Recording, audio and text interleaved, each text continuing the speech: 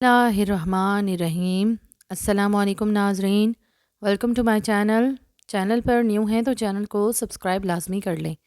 10 साल बाद वकास कनाडा से आया तो सामने वाले घर से बच्चों के रोने की आवाज़ें आने लगी। तो अम्मा बोली, ख़बरदार इस घर में कभी गए तो वहाँ किरण रहती है जिसने शौहर के मरने के बाद मोहल्ले में गंद मचाया हुआ है। आज वकास की शादी थी कि अचानक दो मासूम बच्चियां फटे पुराने कपड़ों में मलबूस घर में दाखिल हुई तो वहाँ से खाना खाने लगी और एक शापर में डालकर ले जाने लगी। तो वकास की अम्मा ने देख लिया और इन्हें मार मार कर ज़ख्मी कर दिया। तो जब वकास ने देखा तो वो इन्हें छुड़ाकर इनके घर छोड़ने गया तो वो किरण का घर था और जब अंदर गया तो इसकी रूह लरज़ गई। वहाँ तौबा तौबा कैसी औरत है, इसे तो मोहल्ले से निकाल देना चाहिए। अरे भाई, ये शरीफों का मोहल्ला है, अगर इस तरह की औरतों को पनाह देने लगे तो ये तो पूरा मोहल्ला ही बदनाम करके रख देंगी। वकास की टैक्सी जब अपने घर के सामने रुकी तो मोहल्ले की औरतें सर जोड़े चहमगुइयाँ करने में मसरूफ़ थी, जिनमें वकास की वालदा भी शामिल थी। वकास ने अपनी कनाडा से बरामद के बारे में किसी को भी कुछ नहीं बताया था। वो अपने घर वालों को सरप्राइज़ देना चाहता था। जैसे ही टैक्सी घर के सामने रुकी तो वालदा 3-4 खवातीन के साथ खड़ी किसी के बारे में बात कर रही थी। जैसे ही वकास पर नज़र पड़ी तो सब कुछ छोड़ छाड़ के भागी, इसके पास चली आई। वकास ने जैसे ही टैक्सी का दरवाज़ा खोला और बाहर निकला, अम्मा हैरत से बेटे को देख रही थी। फिर इसने ये साथ लग कर आंसू बहाने लगी, कहने लगी, आ गया मेरा लाल, मुझे खबर तो कर देते, तुम्हारे लिए तुम्हारी पसंद की चीज़ें पकाती। वकास अम्मा को साथ लगाए खड़ा था, आंखें इसकी भी नम थी। कहने लगा, अम्मा, अगर अपनी आमद का बता देता तो आपके चेहरे पे आने वाली अचानक की खुशी कैसे देखता। अपना सामान लिया और माँ को साथ लगाए वो घर के अंदर दाखिल हुआ। वकास से छोटी बहन भाई को देखकर तो जैसे खुशी से चीख उठी थी। बड़ा भाई भाभी और वो बच्चे भी भूला वहीं थे। नहीं था। सबके अगले अंदर ही ये रोज खुशी की लहर वकास की दौड़ गई। वालदा वकास खुर्शीदा 10 बेगम साल ने बाद बेटे की कनाडा से आमद पर लौटा था। ढेरों इसके लिए मिठाइयाँ मंगवाई थी। सबके लिए कनाडा तोहफे से लेकर आया था। लाए गए बचपन तोहफे के इसने साथ वो इसी एक एक के मोहल्ले घर में गुजारा मिठाई था। और तोहफा लेकर इसलिए गई थी। मोहल्ले वालों को सामने भी छोटे से मकान के बाहर खड़े दो मासूम बच्चे बड़ी हसरत भरी नज़रों से खुर्शीदा बेगम को देख रहे थे, जो एक एक के घर में मिठाई और तोहफे लेकर जा रही थी। इन बच्चों की आंखों में उम्मीद के दिए जल रहे थे कि ना जाने खुर्शीदा खाला कब हमारे घर मिठाई और तोहफा लाएंगी। इन बच्चों की आस भरी नज़रें खाली ही रह गईं जब खुर्शीद बेगम ने इन्हें कुछ नहीं दिया, बल्कि इन्हें नफ़रत से देखती ज रही। जब तमाम लोगों के घरों में मिठाई और तोहफे तकसीम कर दिए तो अपने घर जाने लगी। तभी वो बच्चे छोटे छोटे कदमें उठाते हुए खुर्शीदा बेगम के दरवाजे तक आए थे। कहने लगे, खाला, हमें मिठाई और तोहफा नहीं दोगी? बड़ी मासूमियत से इन दोनों बच्चों ने पूछा था। खुर्शीदा बेगम ने हकारत से इन्हें धक्का दिया। वो बच्चा ज़मीन पर जाके गिरा था। कहने लगी, दफ़ा हो यहाँ से कमीना कहीं का, भूखा नदीदा। मेरा बस चले तो तुम लोगों को जहर देकर मार डालूं। तुम्हारी माँ ने तो पूरे मोहल्ले में गंद फैला कर रखा है। चल निकल यहाँ से। खबरदार, जो अपने नापाक कदम तुम दोनों ने मेरे घर के सामने भी रखे तो। अपनी वालदा की आवाज़ सुनकर वकास, जो भी उठकर ही अपने कमरे से बाहर आया था, सहन में जब अपनी वालदा को दरवाजे के पास खड़ा ना जाने किसको डांटते देखा तो वहाँ चला आया। वकास को लगा कि शायद कोई मांगने वाला होगा तो इसकी वालदा इसे डांट रही होगी, लेकिन सामने दोनों बच्चों पर जो वकास की नज़र पड़ी तो मासूम से बच्चे थे। एक बच्चा रो रहा था, इसकी बहन इसके आंसू पोंछ रही थी। कहने लगी, आजो भाई, खुर्शीदा खाला गरीबों को कुछ नहीं देती। ये कहकर वो दोनों बच्चे अपने घर की जानिब बढ़ गए और खुर्शीदा बेगम के तलवों पर जाकर लगी और सर पे जाके भुजी थी। कहने लगे, कम ज़र्फ हो तुम मेरा लोगों की मेरा ये ज़बान भी कहकर तुम्हारी दाढ़े माँ से की तरह खुर्शीदा लरकस बेगम ने लंबी है। अपना मेन बहुत दरवाज़ा बंद जल्द तुम किया था। लोगों का भी जैसे ही इंतज़ाम पीछे करते हैं। पलटी तो वकास दर को दर देख की के थोड़ा ठोकरें सा खाते गड़बड़ा नज़र सी आए गई तो थी। खुर्शीदा वकास बेगम कहने लगा, अम्मा, क्यों मासूम बच्चों को डांट रही हो? खुर्शीदा बेगम कहने लगी, तू नहीं जानता इन कमीनों को, इनका तो काम ही यही है, हर दरवाजे पे खड़े होकर बस मांगना शुरू होकर देते हैं। फ़कीर कहीं के। वकास ने पूछा, अम्मा, ये सामने छोटा सा घर किसका है? ये सुनना था कि खुर्शीदा बेगम नज़रें चुरा गई। कहने लगी, दफ़ा कर है किसी का। इसी वक्त वकास की भाभी किचन से बाहर आई थी, नाश्ता बना रही थी, लेकिन कान सास की बातों पे लगे हुए थे। बाहर आते ही कहने लगी, किरण का घर है और ये बच्चे भी उसी के हैं। ये सुनना था कि वकास की रंगत फ़क पड़ गई थी। अगले ही पल इसके कदम में दरवाजे की जानिब बढ़े थे। खुर्शीदा बेगम ने बड़ी सख्त नज़रों से बहू को देखा था। वकास के पीछे लपकी थी। जैसे ही इसने ज़मीन दरवाज़ा खोला, खुर्शीदा बेगम ने इसको बाजू से पकड़कर अपने सामने किया था। कहने लगी, कसम भूल गई हो अपनी? कहने लगा, मामा, 10 साल गुजर गए, बस एक बार जाने दो मुझे, एक नज़र इसे देख कर लौट आऊँगा। خورشیدہ بیگم نے بیٹے کی آنکھوں میں جلملاتے آنسو دیکھے تو کہنے لگی، میرا مرا منہ دیکھو گے اگر تم نے اسے دیکھنے کی کوشش بھی کی تو۔ 10 سال کا عرصہ گزر گیا تھا لیکن خورشیدہ بیگم کے مزاج میں ذرا سی بھی نرمی نہیں آئی تھی۔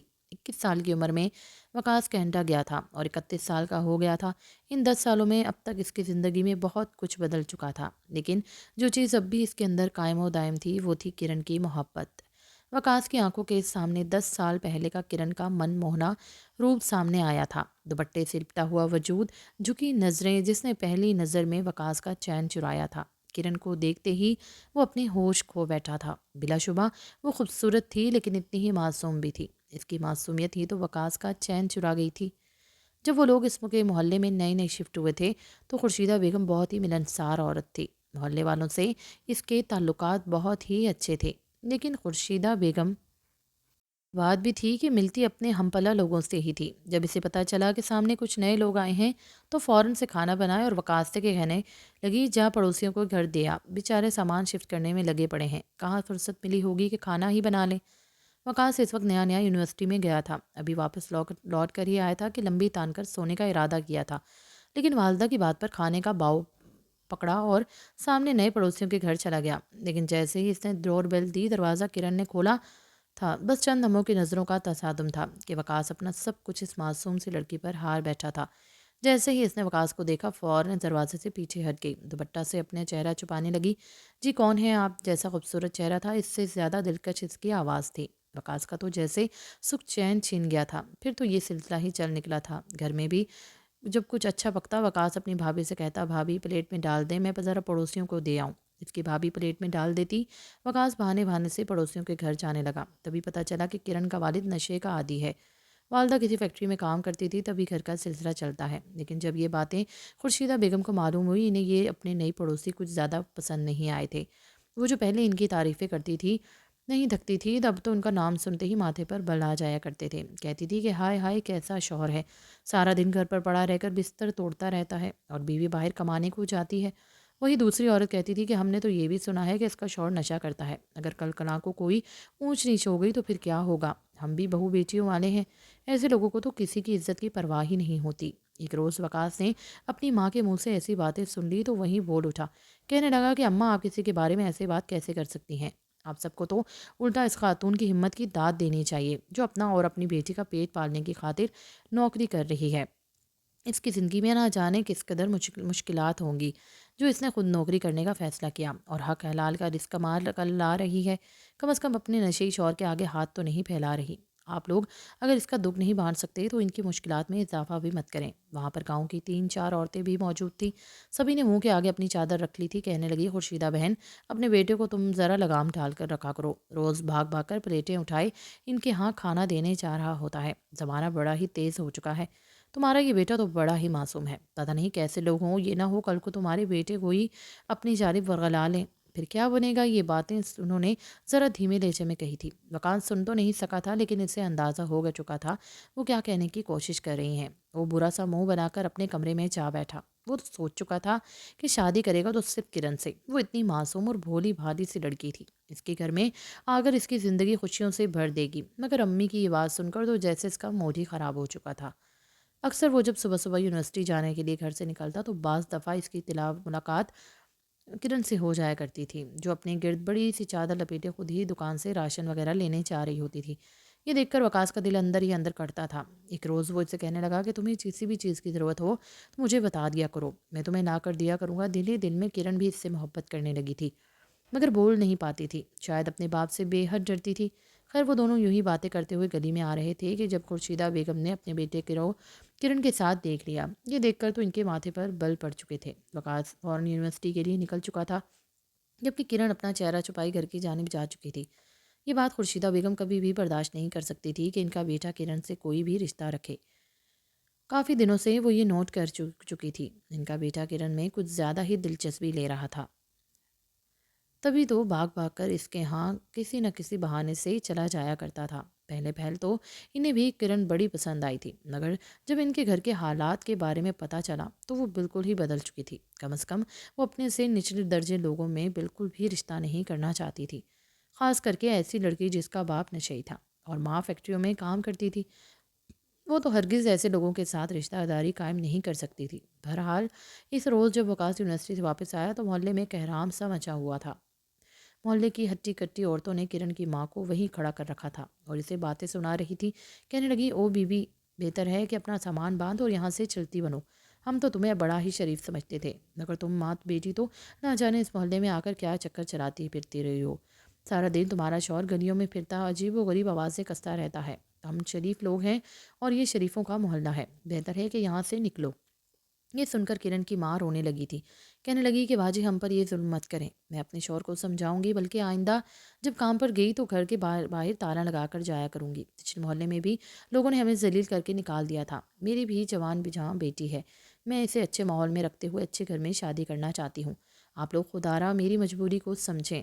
ایسی باتیں سن کر وقاص کا تو چہرہ سرخ ہو چکا تھا۔ وہ گھر گیا اور امی سے دو ٹوک لفظوں میں کہنے لگا کہ اماں مجھے شادی کرنی ہے۔ یہ سن کر خورشیدہ بیگم نے اپنے بیٹے پر نر ڈالی نظر، پھر کہنے لگی کہ ہاں ہاں، پہلے پڑھائی تو مکمل کر لو، پھر تمہاری شادی بھی کروا دوں گی۔ مگر وقاص کہنے لگا کہ نہیں، مجھے کرن سے شادی کرنی ہے اور آج ہی کرنی ہے۔ آپ میرا اور اس کا نکاح کروا دیں، میں مزید ان لوگوں کو ان پریشانیوں میں دھنستا ہوا نہیں دیکھ سکتا۔ یہ سن کر تو خورشیدہ بیگم کے چہرے کی ہوائیاں اڑی ہوئی تھی۔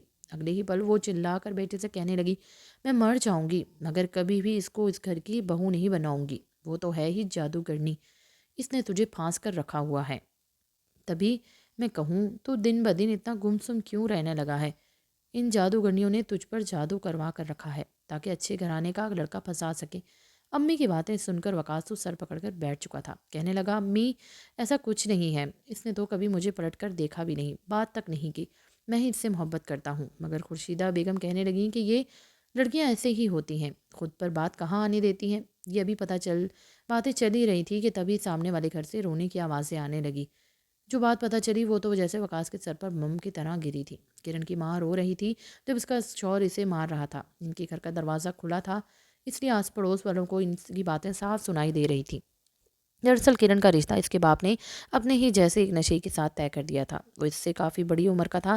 صرف اتنا ہی نہیں، یہ بھی لوگوں کا کہنا تھا کہ اس کے نشئی باپ نے اسے کسی نشئی کے آگے بیچ دیا ہے۔ یہ سن کر تو وقاص کی روح لرز گئی تھی۔ وہ رونے لگا تھا۔ روتی ہوئی آنکھوں سے اماں سے کہنے لگا، اماں خدا کا واسطہ ہے، آپ کو جائیں اور جا کر اس کی امی سے بات کریں۔ میں کرن کو کسی اور کا ہوتے ہوئے نہیں دیکھ سکتا۔ میں اس سے بہت محبت کرتا ہوں۔ میری سانس نکل جائے گی تو اسے کسی اور کا تصور بھی نہیں کر سکتا۔ پلیز آپ جائیں اور جا کر میری اور کرن کے رشتے کی بات کریں۔ مگر خورشیدہ نے تو ہاتھ اٹھا کر بیٹے کو چپ کروا دیا۔ کہنے لگی کہ اگر تم نے ذرا سی بھی زبان چلائی یا میرے حکم کی خلاف ورزی کی تو میں تمہارے سامنے اپنے آپ کو موت کے گھاٹ میں اتار دوں گی۔ یہ سن کر تو وقاص لرز چکا تھا۔ بھلے ہی اسے کرن سے محبت تھی مگر وہ اپنی اماں سے کئی زیادہ محبت کرتا تھا۔ مگر ہاں، انہیں منانے کے لیے اس نے سر توڑ کوشش کی تھی۔ نیند تو جیسے اس کی آنکھوں سے اڑ چکی تھی۔ ساری رات وہ گھٹنوں پر سر رکھے بیٹھ کر روتا رہا۔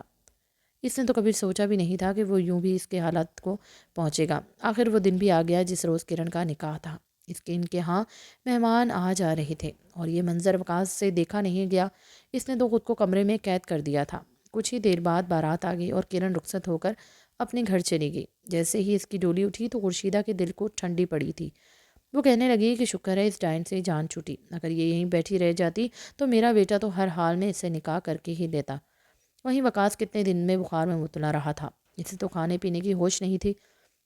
کچھ ہی ہفتوں بعد اس کے بڑے بھائی نے اس کا داخلہ دوسرے ملک کی یونیورسٹی میں کروا دیا تھا اور پھر وہ دوسرے ملک چلا گیا۔ 10 سال کوئی کم عرصہ نہیں تھا، مگر کوئی ایسا ایک لمحہ نہ تھا جس نے اس کو کرن یاد نہ کیا ہو، بلکہ ہی وہ اس کی ہو چکی تھی۔ مگر وقاص آج بھی صرف اسی کا تھا۔ اس کے بعد کئی مرتبہ بیرون ملک سے وہ اپنی اماں اور بہن بھائیوں کو فون کرتا، مگر کسی نے بھی اس سے کرن کی کوئی بات نہیں کی تھی۔ ایک مرتبہ جب بھابھی سے اس کی بات ہوئی تو وہ بھابھی سے کرن کے متعلق پوچھنے لگا تو بھابھی اسے بتانے لگی کہ کرن کا شوہر بہت برا ہے، اس پر بہت ظلم کرتا ہے، وہ بھی اس کے باپ ہی کی طرح نشئی ہے، بیچاری کی زندگی تو اجیرن ہو کر رہ چکی ہے۔ یہ سب کرن کی ماں نے بھابھی کو بتایا تھا۔ پھر کچھ عرصے سے بعد جب دوبارہ کرن کے متعلق بات ہوئی تو بھابھی نے بتایا کہ وہ لوگ یہ مکان چھوڑ کر جا چکے ہیں۔ نہ جانے کس کی خبر، کوئی نہ خبر تھی۔ یہ سن کر تو وقاص کا دل ڈوبنے لگا۔ اسے تو پھر کچھ امید تھی کہ چلو کسی بہانے وہ کرن کے بارے میں پتہ چلا ہی لے گا، کبھی نہ کبھی تو وہ اس کی جھلک دیکھ ہی پائے گا۔ مگر اب تو اس کی ساری امیدیں دم چھوڑ چکی تھی۔ وہ وہیں پر پڑھائی کے ساتھ ساتھ جاب بھی کرنے لگا، اچھا کمانے لگا، اور آج 10 سال بعد جب وہ واپس آیا تو ایک مرتبہ پھر اس کی محبت نے سر اٹھا لیا تھا۔ مگر اس کی ماں خورشیدہ بیگم آج بھی محلے کی عورتوں کے ساتھ مل کر کرن کے بارے میں برا بھلا کہہ رہی تھی۔ جب سے وقاص نے یہ سنا تھا کہ کرن سامنے والے گھر میں رہتی ہے، اس کا تو بس نہیں چل رہا تھا کہ وہ کب جائے اور جا کر کرن سے مل کر آئے۔ مگر اس کی ماں نے اسے ایسی دھمکی دی کہ وہ ایک مرتبہ پھر بے بس ہو گیا۔ وہ دونوں اس کے بچے تھے، بالکل اپنی ماں پر گئے تھے، مگر اس غربت کی وجہ سے ان کی حالت بہت خراب ہو چکی تھی۔ خورشیدہ بیگم نے جب یہ دیکھا کہ بیٹا کہیں ہاتھ سے نکل ہی نہ جائے تو فوراً اس کے لیے رشتہ ڈھونڈنے لگی، یہاں تک کہ ایک مناسب سی لڑکی دیکھ کر اپنے بیٹے کا رشتہ طے کر دیا۔ وقاص کسی بھی حال میں شادی کے لیے راضی نہیں تھا، مگر صرف اپنی ماں کو خوشی دینے کے لیے وہ رضامند ہو گیا۔ گھر میں شہنائیاں بج چکی تھی۔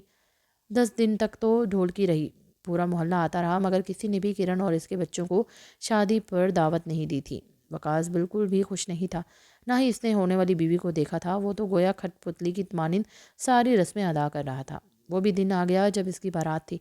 وہ دلہا بنا تیار بیٹھا تھا، اس کی آنکھوں میں اچانک آنسو آ چکے تھے۔ وہ بڑی مشکل سے اپنی آنکھوں سے آنسو کو کنٹرول کر رہا تھا۔ جب کھانا کھلا تو سبھی رشتہ دار اور ہمسائے کھانا کھانے میں مصروف تھے کہ تبھی کرن کے دونوں بچے گھر میں داخل ہوئے۔ وہ دیگ سے کھانا ڈال کر دینے والے شخص کے پاس گئے اور ان سے کھانا مانگنے لگے۔ اس نے تو پہلے خوب جھڑکا اور وہاں سے جانے کو کہا، مگر پھر اسے ان معصوم بچوں کی شکل پر رحم آ گیا۔ اس نے ہاتھ میں پکڑا شاپر لیا اور ایک میں بریانی اور ایک میں قورمہ بھر کر دے دیا۔ پھر کہا کہ دوبارہ یہاں لوٹ کر مت آنا، واپس گھر بھاگ جاؤ۔ وہ بچے نہ جانے کتنے روز سے بھوکے تھے۔ اتنا لذیذ کھانا دیکھ کر خوشی سے ان کی آنکھوں میں آنسو آ گئے تھے۔ دونوں بہن بھائی جیسے ہی اس گھر سے نکلنے لگے تو خورشیدہ بیگم نے دیکھ لیا۔ پہلے تو اس نے کھانا ڈالنے والے کریم بابو کو خوب باتیں سنائی، پھر ان بچوں کے ہاتھ سے کھانے کی چوپڑ لے کر وہیں فرش پر الٹ کر دیے، انہیں مارنے لگی، اور یہ کہہ دیکھ کر وقاص سے رہا نہ گیا۔ وہ دلہا بنا وہاں سے اٹھا اور اپنی ماں سے ان بچوں کو چھڑوانے لگا، کہنے لگا، خدا کا خوف کرے امی، کیا بگاڑا ہے ان بچوں نے آپ کا؟ ابھی تو آپ نے کھانا ضائع ہی کیا ہے، اگر یہ بچے کھا لیتے تو کیا جاتا؟ سبھی ان کی جانب دیکھ رہے تھے۔ جب وقاص نے دونوں بچوں کو تھاما اور ایک مرتبہ پھر کھانا ان کے لیے برتنوں میں ڈلوایا، پھر خود ان بچوں کو ان کے گھر پر چھوڑنے کے لیے گیا، جیسے بچوں پر بہت ترس آ رہا تھا۔ دروازے پر دستک دی تو دروازہ کرن نہیں کھولا تھا، مگر جو حالت اس کی ہو چکی تھی یہ دیکھ کر وقاص ہڑبڑا کر رہ گیا۔ نہ ہی چہرے پر پہلے جیسی رونق رہی تھی، نہ ہی کوئی خوشی۔ وہ اس قدر سنجیدہ اور سپاٹ تھی کہ دیکھ کر اس کے دل کو کچھ ہوا تھا۔ دونوں کی نظریں ٹکرائی تو نہ جانے کیا ہوا کہ کرن پھوٹ پھوٹ کر رونے لگی۔ اس کے دونوں بچے تو کھانا کھانے میں مصروف ہو چکے تھے، جبکہ وہ اسے دولہا بنا دیکھ کر روتی رہ گئی۔ اسی پل وہ کچھ سوچ چکا تھا۔ اس کی ماں اس کے پیچھے اسے وہاں سے لینے کے لیے آئی، کہنے لگی کہ دور رہو اس لڑکی سے، یہی ایسی، اس کا شوہر تو مر چکا ہے، نہ جانے کیا کر کے پیسے کماتی ہے، حرام کاری جو کرتی ہے، تبھی اس کے بچے بھوکے بلکتے رہتے ہیں۔ وقاص کے سر پر صبر کا پیمانہ لبریز ہو چکا تھا، کہنے لگا، بس اماں، اب مزید نہیں، میں نے فیصلہ کر لیا ہے، نکاح کروں گا تو کرن سے ہی کروں گا۔ اس نے اپنے گھر میں بیٹھے مولوی صاحب کو بلا لیا۔ کرن تو حیرت سے وقاص کا چہرہ دیکھ رہی تھی۔ وقاص نے اس سے رضامندی کی پوچھی تو وہ روتے ہوئے بولی، میں تمہارے قابل نہیں، بیوہ ہوں، پھر 2 بچوں کی ماں، ان کا پیٹ پالنے کی خاطر میں نے لوکل اشتہاری ادارے میں اپنا چہرہ بھی بیچ دیا ہے، تاکہ وہ اشتہارات میں میری تصاویر استعمال کر سکیں اور ان پیسوں سے میں بچوں کا پیٹ بھر سکوں۔ یہ سن کر وقاص رو پڑا۔ اس کی ماں تو دل تھامے کھڑی رہی، پھر واویلا کرنے لگی، مگر تب وقاص نے اور کرن کا نکاح ہو چکا تھا۔ وہ کرن اور اس کے بچوں کو رخصت کر کے اپنے گھر لے آیا تو ماں نے جوتا اتار کر کرن کو مارنا چاہا۔ بڑے بھائی اور بھابھی نے انہیں پکڑ کر الگ کمرے میں بند کر دیا۔ کئی ماہ تک خورشیدہ بیگم جلتی کرتی رہی، بد دعائیں دیتی رہی، مگر مرتی کیا نہ کرتی۔ بیٹے کی خاطر کرن اور اس کے بچوں کو قبول کرنا ہی پڑا۔ وقاص کی محبت نے کرن کو پھر سے سنوار دیا تھا، بچے بھی خوش تھے۔ وہیں محلے والیوں نے کچھ بولنا چاہا تو وقاص نے ایسا چپ کروایا کہ سب کی بولتی بند ہو گئی۔